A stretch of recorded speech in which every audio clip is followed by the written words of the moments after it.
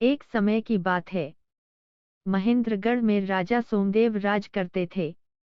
उनके राज्य में गजानन नाम का एक ज्ञानी पंडित रहता था। वह प्रतिदिन भोर होने पर पूजा अर्चना के बाद राजभवन जाता था। वहां राजा के मस्तक पर चंदन का तिलक लगाता और राज्य की गृहदशा पर चर्चा करता था। बचपन से राजा सोमदेव की जादू के खेलों में रुचि थी। वे स्वयं भी थोड़ा जादू जानते थे। वे अपने कद को छोटा करके लोटे की नली से बाहर निकल आते थे। यह राजा का प्रिय खेल था। राजा रोज पंडित को यह खेल दिखाते और पंडित राजा की प्रशंसा के पुल बांध देता। महाराज, आप कमाल का जादू जानते हैं। इस तरह का जादू पूरी दुनिया में और कोई नहीं दिखा सकता है। राजा अपनी प्रशंसा सुनकर फूले नहीं समाते और पंडित को रोज दक्षिणा में एक सोने की मोहर देते थे। एक दिन पंडित को हरदेव चौधरी के लड़के का लग्न लेकर दूर के एक गांव जाना था। अगले दिन सवेरे तक लौट पाना संभव नहीं था। वहां से दक्षिणा में अच्छी रकम मिलने वाली थी। पंडित राजा से मिलने वाली सोने की मोहर भी नहीं छोड़ना चाहता था। पंडित ने अपने बेटे लक्ष्मण को पूरी बात समझाई और अगले दिन राजभवन जाने के लिए कहा। लक्ष्मण बड़ा खुश था। बार बार मन में दोहरा रहा था कि कल कैसे राजा को तिलक लगाएगा, कैसे राजा की प्रशंसा करेगा। पूरी रात इन्हीं ख्यालों में कट गई। अगले दिन वह पिता के बताए तरीके से धोती कुर्ता पहनकर, टोपी लगाकर राजभवन पहुंच गया।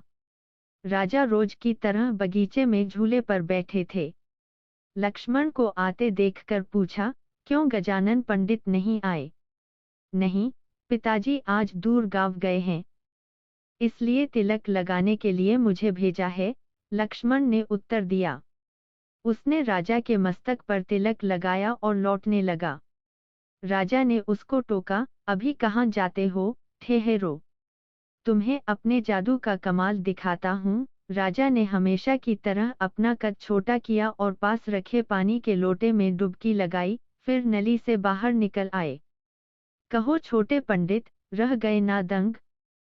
कैसा लगा हमारा जादू? राजा ने गर्वपूर्वक कहा। लक्ष्मण को अपने पिता की बात याद नहीं रही। उसने राजा की प्रशंसा करने की अपेक्षा कहा, इसमें क्या बड़ी बात है? थोड़ा सीख लेने पर कोई भी कर सकता है। यह उत्तर सुनकर राजा आग बबूला हो गया और गुस्से से बोला, यह बड़ी बात नहीं है, तो तुम ऐसा कुछ करके दिखाओ जिससे सब तुम्हारे जादू का लोहा मान लें। नहीं तो तुम्हारे माता पिता सहित पूरे परिवार को कोल्हू में पिलवा दूंगा। राजा का क्रोध देख लक्ष्मण रोने लगा। वह बगैर दक्षिणा लिए ही घर लौट गया। उसके माता पिता ने जब पूरी बात सुनी तो वे रोते गिड़गिड़ाते राजा के पास अपने पुत्र की भूल के लिए क्षमा मांगने गए। लेकिन राजा पर उनकी विनती का कोई असर नहीं हुआ। राजा ने अपनी बात दोहराई, 6 महीने बाद सावन मास की पूर्णमासी के दिन तुम्हारा लड़का कोई अनोखा जादू दिखाएगा, नहीं तो पूरे परिवार को कोल्हू में पिलवा दिया जाएगा। लक्ष्मण के माता पिता रोते बिलखते घर लौट आए। उसने अपने दुखी माता पिता को ढांढस बंधाया, आप दोनों धीरज रखिए। मैं जादू सीखूंगा और इस घमंडी राजा को 6 महीने के भीतर अनोखा जादू दिखाऊंगा। अगले दिन लक्ष्मण सवेरा होने से पहले ही जादू सीखने की चाह में घर से निकल पड़ा। रास्ते में वह एक पेड़ के नीचे रुका। पेड़ की छांव में बैठते ही उसको झपकी आ गई। नींद में उसने कुछ गिरने की आवाज सुनकर अपनी आंखें खोलीं। उसने देखा पेड़ से कुछ दूरी पर एक छाबड़ी रखी थी। पास ही एक बुढ़िया खड़ी थी। इधर-उधर से उड़कर सब्जियां कद्दू, टमाटर, लौकी, भिंडी आदि छाबड़ी में आकर गिर रही थीं। जब छाबड़ी भर गई तो बुढ़िया के बिना छुए ही उसके सिर के ऊपर कुछ ऊंचाई पर जाकर ठहर गई। बुढ़िया उसी तरह छाबड़ी को लिए वहां से चल दी। लक्ष्मण ने अपनी आंखें मलीं। वह तुरंत हड़बड़ाकर उठा। उसके मुंह से निकला, जादूगरनी, और वह बुढ़िया के पीछे हो लिया। बुढ़िया थोड़ी दूर जाने के बाद हरे रंग की एक दीवार के पास रुकी। उसने दीवार को हाथ से धकेला और भीतर घुस गई। लक्ष्मण भी उसके पीछे से घुस गया। भीतर एक और दीवार थी। दीवार पर एक घेरा बना था। बुढ़िया ने घेरे पर हाथ रखा तो वे एक गुफा में पहुंच गए। बुढ़िया जरा सा रुकी तो छाबड़ी अपने आप जाकर जमीन पर टिक गई। अब बुढ़िया की नजर लक्ष्मण पर पड़ी। लक्ष्मण ने अपनी पूरी कहानी रोते हुए बुढ़िया को सुनाई। बुढ़िया का मन पिघल गया। उसने लक्ष्मण को अपने साथ रहने की अनुमति दे दी, लेकिन एक चेतावनी भी दी कि उसकी मर्जी के बगैर वह गुफा से बाहर नहीं जा सकता है। लक्ष्मण ने यह बात स्वीकार कर ली। बुढ़िया ने पास खड़ी अपनी बेटी सांवली को भोजन तैयार करने के लिए कहा। तीनों ने भोजन किया और सो गए। धीरे धीरे लक्ष्मण ने अपनी बातों से बुढ़िया का मन मोह लिया। एक दिन बुढ़िया उसे जादू की विद्या सिखाने के लिए तैयार हो गई। समय बीतते लक्ष्मण व सांवली में प्यार पनपने लगा। बुढ़िया को लक्ष्मण अच्छा लगने लगा था। उसने कोई आपत्ति नहीं की। खुशी से उसने दोनों की शादी करवा दी। लक्ष्मण को अपने नगर से निकले 5 महीने बीत गए। अब वह जादू के खेल में पारंगत हो गया था। उसने अपना और सांवली का नटनटी का भेष बनाया और राजा के पास गया और राजा से कमाल का मरजीवनी का खेल दिखाने की इजाजत ले ली और समय पर खेल शुरू हो गया।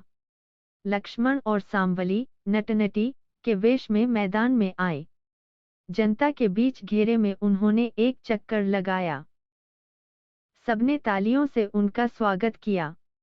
नट बने लक्ष्मण ने सूत का एक गोला आकाश की तरफ उछाला।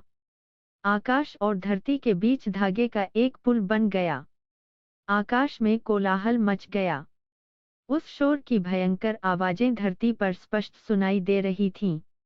नट ने राजा से पूछा, क्या मैं आकाश में जाकर देख आऊं कि यह युद्ध क्यों हो रहा है? राजा ने इजाजत दे दी और कहा, 2 घड़ी बाद लौट आना। यहाँ सब तुम्हारा मरजीवनी कमाल देखने के लिए बैठे हैं। जी महाराज, नट ने कहा, लेकिन मुझे अपनी पत्नी की चिंता है। वह यहाँ किसी को नहीं जानती है। तुम्हारी पत्नी की सुरक्षा का जिम्मा हमारा है, राजा ने कहा। राजा की आज्ञा ले नट लटके हुए धागे के सहारे आकाश में चढ़ने लगा। धीरे धीरे वह जमीन से दिखाई देना बंद हो गया। सभी नट के लौटने की प्रतीक्षा में थे। तभी आकाश से किसी शरीर के कटे भाग नीचे गिरने लगे। सबने समझा युद्ध में किसी ने नट को मार दिया है। नटी विलाप करने लगी। लोगों ने उस कटे शरीर के टुकड़ों को अर्थी पर रखा और अंतिम संस्कार के लिए श्मशान ले गए। नटी भी अपने पति के साथ चिता पर लेट गई। दाह संस्कार के बाद जब सब लोग श्मशान से लौटे तो देखा नट धागे को पकड़कर नीचे उतर रहा था। सबकी सांसें थम गईं। राजा के तो होश ही उड़ गए। तुम जीवित हो? राजा के मुंह से निकला। मुझे क्या होना था? मैं तो युद्ध देखने गया था, नट बोला। तुम्हारा कटा शरीर नीचे गिरा था, जिसका दाह संस्कार हम अभी करके आए हैं। तुम्हारी पत्नी भी अपने पति धर्म को पूरा करने के लिए चिता में भस्म हो गई, राजा के एक सेवक ने बताया। क्या कहा? मैं नहीं मरा तो मेरी पत्नी सती कैसे हो सकती है? लगता है राजा का मन मेरी पत्नी पर आ गया है, नट ने क्रोधपूर्वक कहा। नट की बातों से सभी हैरान परेशान थे। किसी के पास कोई उत्तर नहीं था। राजा नट के आगे हाथ जोड़ रहा था, मुझे माफ कर दो, मैं तुम्हारी पत्नी की रक्षा नहीं कर सका। राजा की बात सुनकर नट जोर से हंसने लगा और बोला, राजन, मेरी पत्नी तुम्हारे शयनकक्ष में कैद है। जाकर देख लो। ऐसा नहीं हो सकता। हमने अपनी आंखों से उसे आग की लपटों में समाते देखा है। वहां उपस्थित सभी लोग एक साथ बोल उठे। चलो, चलकर आप सब अपनी आंखों से देख लो। नट के कहने पर सब राजा के शयनकक्ष की ओर गए। नटी राजा के बिस्तर पर रस्सियों से बंधी पड़ी थी। राजा नटी को वहां पाकर घबरा गया और बोला, लेकिन मुझे नहीं मालूम तुम्हारी पत्नी यहाँ कैसे आई। घबराइए नहीं महाराज, यही तो मरजीवनी विद्या का जादू था। सभी ने राहत की सांस ली और हर्षपूर्वक तालियां बजाकर नट की प्रशंसा की। राजा ने नट को अपना राजनट नियुक्त किया, उसे बहुत सा इनाम दिया।